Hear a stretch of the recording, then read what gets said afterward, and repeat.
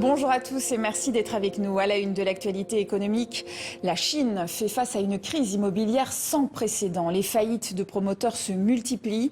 À titre d'exemple, l'un des plus grands groupes immobiliers, Country Garden, vient d'enregistrer une baisse de 96% de son bénéfice semestriel.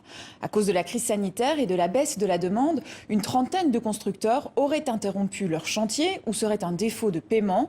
Des milliers de propriétaires qui avaient acheté sur plan se retrouvent donc sur le carreau. Au total, 30 millions d'appartements seraient invendus. Le gouvernement chinois impose donc aux constructeurs de démolir des immeubles entiers, parfois neufs. Objectif, limiter les coûts d'entretien et maintenir les prix du marché en diminuant l'offre.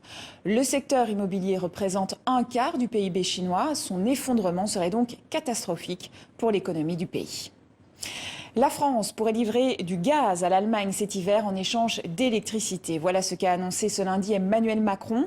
Cela passera par l'ouverture de nouveaux terminaux gaziers dans les deux pays. Début 2022, 50% du gaz utilisé dans l'Union européenne provenait de Russie. Un chiffre qui s'établit désormais à 9% selon le président français.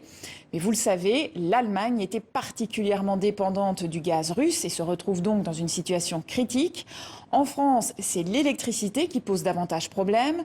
32 réacteurs nucléaires sur les 56 sont en maintenance. Et même si EDF s'engage à les redémarrer d'ici cet hiver, il y a un risque de rationnement ou de pénurie lors des pics de consommation, d'où l'intérêt de cette solidarité européenne.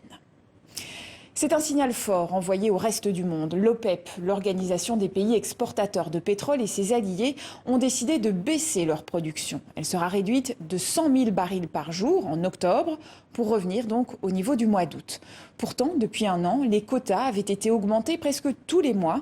Mais les pays exportateurs de pétrole redoutent une récession. Résultat, ils baissent leur production pour ne pas laisser filer les prix.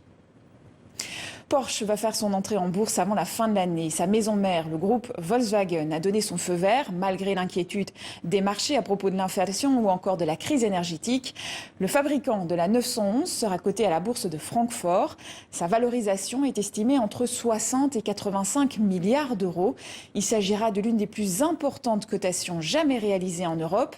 Et grâce à cette opération, Volkswagen va obtenir les milliards nécessaires pour financer ses investissements dans la voiture électrique connectée et autonome. Et c'est la fin de ce journal de l'économie. Merci à vous pour votre fidélité et à demain.